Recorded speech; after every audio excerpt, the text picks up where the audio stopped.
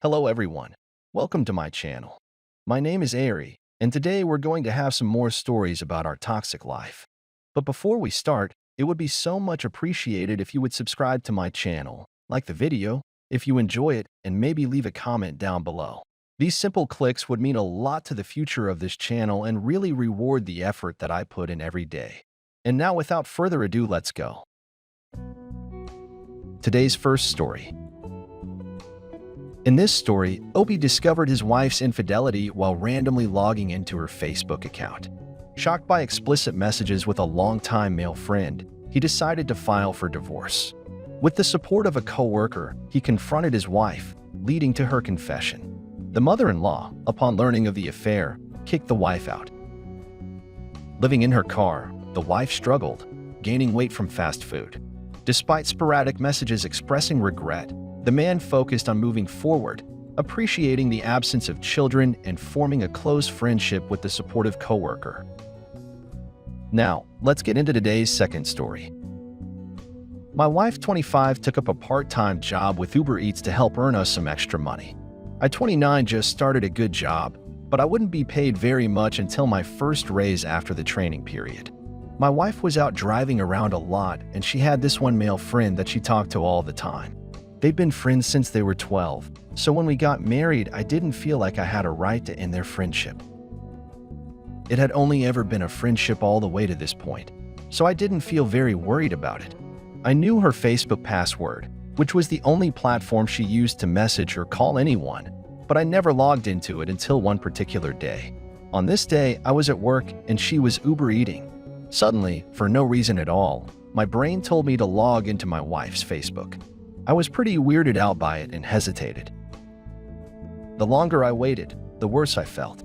So I did it, and I was shocked. She was live messaging the friend I mentioned, and they were making arrangements for her to come over again. He mentioned that it was really convenient she was doing a delivery job and had a reason to be out. She said it was the perfect opportunity for them to have play dates all the time. I can't tell you how much panic I felt in my chest. I just happened to log into her Facebook at work and read this. I called my coworker over. We were pretty good friends and told him what was going on. He asked if their messages had an address in them, and they did from 4 months ago. I was on the verge of throwing up. I couldn't imagine my wife going behind my back like this even once. My coworker noticed how upset I was and he gave me a pat on the back.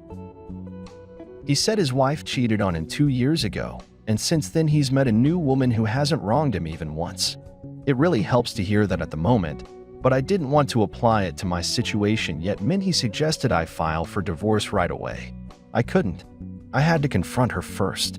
Maybe I would the next day, but I just wanted to see what she had to say.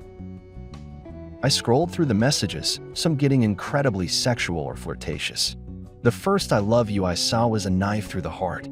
That's what made me decide to file for divorce. When I got home, I waited for my wife to walk through the front door. My coworker actually came over for the first time that night to be my support. As soon as my wife entered, she saw us sitting in the living room. I introduced her to him and said he is my witness and support while I go through this time in my life. She was really confused and asked what I meant by that. I asked her how play date went. I'm sure her heart stopped at this moment. She looked like she saw the Grim Reaper, and then she fainted. When she came to, she was laying on the couch. I asked her again how her play date went, and she covered her face. She started wailing and crying. I told her I didn't have time for all this and wanted an answer. She just said she couldn't. I went and got my packed stuff with the help of my coworker, and we loaded up his car and mine. She was freaking out the whole time, begging me to forgive her and let her prove to me she would never do this again. I told her I married her with the promise of her being faithful. Now that I knew she wasn't, why would I stick around? My coworker nodded in agreement as he helped me. I followed him to his house and stayed there while I looked for a new place to live. Unfortunately, my wife's mom owned the apartment we lived in, and she didn't like me very much. Speaking of my ML, my wife begged me not to tell her what she'd done because then she certainly wouldn't be allowed to live there anymore. I told her I wouldn't, but she still found out. When Mill found out we were divorcing, she grilled her daughter for so long that she admitted to what she did. Mill was so disgusted and disappointed in her that she kicked her out and told her if she was going to be a slut, She could do it to earn a roof over her head. My wife continued doing Uber Eats, but started sleeping in her car at night, showering at truck stops, and using lots of fabric on her clothes and car seats.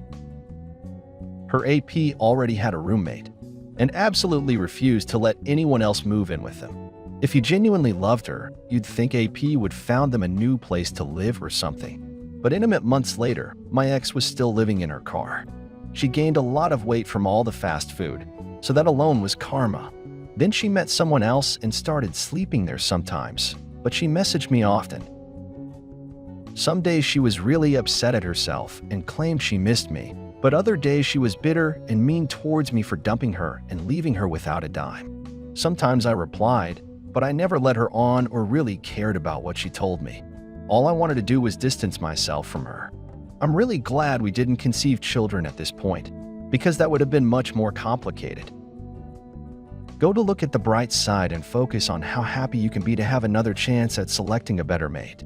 I found a house for sale through my coworker, and I have him over for dinner and vice versa all the time. We became best friends in this process. Today's second story. In this story, Opie shares a troubling revelation about his wife's infidelity. Suspicious after her odd behavior, he uncovers a 2-year affair with a police officer. Despite her claims of sexual assault during a DUI stop, he discovers her deceit through incriminating messages. Feeling betrayed, he swiftly divorces her, exposes the affair at their workplaces, leading to both losing their jobs. While it doesn't fully heal the pain, he finds some peace in seeking justice. He emphasizes the ongoing healing process for those facing similar situations. Now let's get into the story. I am a 35-year-old male with a wife who is 34 years old. So far, our relationship's been pretty great. A few ups and downs here and there, but solid. That's when I noticed one day my wife was acting weird. My wife told me that she was going out for a girls' night. I said, "That's fine," and she went out. I didn't hear from her for a long time. When she's out with the gals, usually there are drinks, but my wife knows her limit. Tonight, though, it was strange. I didn't see her get back until almost 2 a.m., and she seemed a little bit out of it. When I asked her what was wrong, she told me it was just a long night with the girls, but I could smell the alcohol on her breath. I don't condone her drinking and driving. We had a fight, and she insisted that she was sober when she drove home, dismissing it. I went to bed, but after that, my wife started acting very odd. She changed her passwords on everything. In her 5 years of marriage, she never did this sort of thing, which is why I was curious. I also noticed she would also hide her phone sometimes when I was around. She spent some time locked in the bathroom, and when I confronted her, she told me that she had just felt sick. I thought maybe she was pregnant, and we took a test, but nothing. I didn't want to suspect anything was wrong, but it was definitely weird to me. Then things got really weird. I went into the office, and one of my coworkers told me about this rumor about how an office slept with some gal in our town. I thought it was kind of weird that he brought it up. I asked for details, but my coworker said he didn't have anything and that he didn't know anything else. I tried to get the gut feeling out of my head, but my wife looked at me paranoid, and she just stopped drinking altogether. One night, I thought about cracking open a bottle and watching a movie together, but she refused to drink. Frustrated, I confronted her. She told me that the night of her little outing, she was pulled over, that the officer put his hands on her and assaulted her. She told me she couldn't remember anything beside its pain and darkness. She said she didn't have a choice, jail or intimate, and that she didn't know what to do. It was already kind of suspicious. I mean, who says that they're given some kind of weird sexual scenario when they're given a DUI? But then she got up, saying she had to go to the bathroom. She ran to the one furthest from the living room. I tiptoed up there, heading to the doorway, and then that's when I heard it. My wife screamed right after that. When she came out, I pretended I didn't hear it, and, well, she was convinced that she was assaulted by him. She continued by saying that she was hurt, and I knew that she was honestly stringing me on.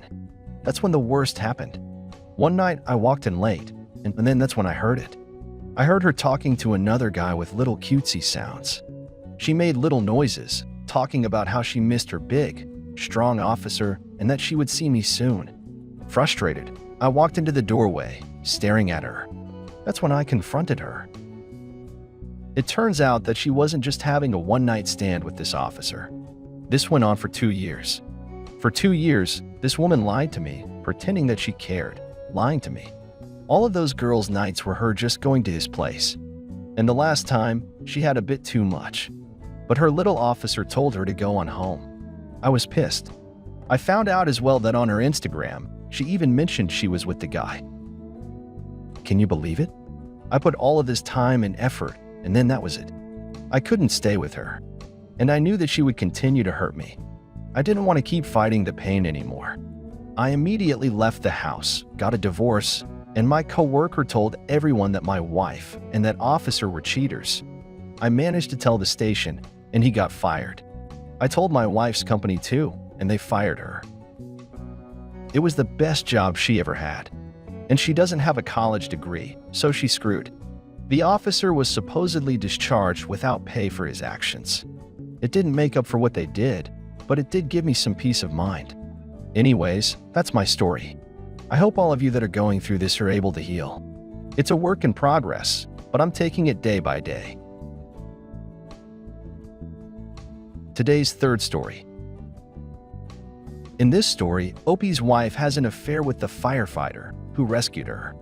The undisclosed marriage leads to a breakup, and she moves in with the firefighter, later becoming pregnant. He eventually ends the relationship, leaving her in a women's shelter. Opie sells their apartment, embraces single life, and reflects on appreciating what life offers. Despite occasional updates, he declines reconciliation. The story underscores the consequences of taking things for granted and his mature response to emotional pain as their lives diverge. Now let's get into the story. For months after my wife and I celebrated our 10-year wedding anniversary, there was a fire in our apartment complex. I was at work when it started, and apparently my wife was sleeping until it became an emergency situation for her. She told me the smoke was fogging up the apartment really badly. By the time she woke up, she was conscious for a few minutes, attempting to breathe in fresh air from the vents or by cracking window. The next thing she remembers is a firefighter carrying her to safety as she was being treated by the ambulance. He stayed by her side, taking off his helmet and staring into her eyes as he spoke to her. She was a beautiful woman, so it didn't surprise me that she received extra attention from the man that saved her. The part one did have a problem with was that their contact continued after this day. While she was in the hospital, the firefighter gave her his phone number. We'll call him Edward for this recount of events. Before she was even discharged, she got WhatsApp on her phone and started texting him with updates about her health or even what she was up to each day. By reading the messages, you could tell he was smitten. She never mentioned being married, and I'm disappointed to say that it was only a matter of days before she started referring to him as her savior, expressing that she trusted him to protect her and sending him nudes. While I was at work, she invited him over to where we were staying while the apartment building was repaired. We were staying with a traditional Catholic couple that would not support her affair, so she took care to plan his visits when no one would be home for hours. My wife didn't return to work after the fire because she had trouble breathing for a while after the accident. It was the perfect storm to end my marriage. I know my wife only developed feelings for Edward because he saved her from that fire. It was a near-death experience, and people can change after those. On the day she was caught, I returned from work to find a shocking scene unfolding. The Catholic couple had just returned home from work to discover my wife and Edward making love on their living room couch. Talk about embarrassing and traumatizing for everyone involved. I started to shake as I approached, all four of them arguing on the front lawn. The Catholic wife was yelling at Edward within inches from his face, asking if he had any morals at all or if he had any idea what was going on. He mostly shook his head, just wanting to get out of there. He quietly admitted he had no idea she was married and was under the impression that he was welcome to stop by for visits with her. I told him to leave, knowing my wife would have to be the one to explain herself. That's when the four of us sat in the living room to talk and my wife broke down. She admitted she had feelings for him and chose to start the affair. I started bawling. Of course, I didn't see any of this happening to us, especially not after our happy 10-year anniversary celebration. I told her she would have to choose between me or Edward. She said she couldn't choose. That was the last straw for me, so I chose for her.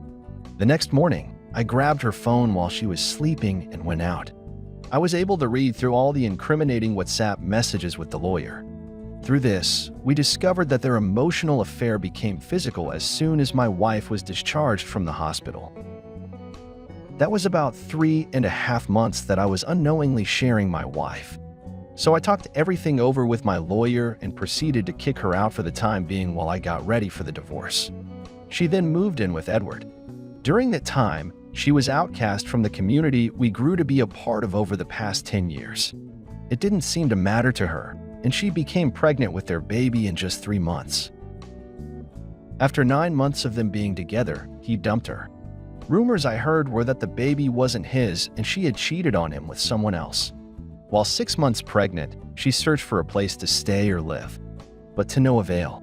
Eventually, she swallowed her pride and asked me to take her back. That notion made me laugh out loud. After I denied her she had no choice but to stay in a shelter for women, I sold our apartment for more than expected and got used to the new single life. All of this was really hard to go through, but I do want people to know that life carries on anyway. I think the biggest lesson for me in all of this is to never take anything for granted, but also to never expect or demand anything. I go through life longing for nothing but greatly receiving what's given to me. Sometimes my ex still reaches out to me and I'll respond to her, but it's mostly out of pity. She updates me on her situation periodically, and each time it seems like our qualities of life get farther and farther apart. I know she'll never reach the level of maturity I've had to reach after handling the emotional pain she dealt me.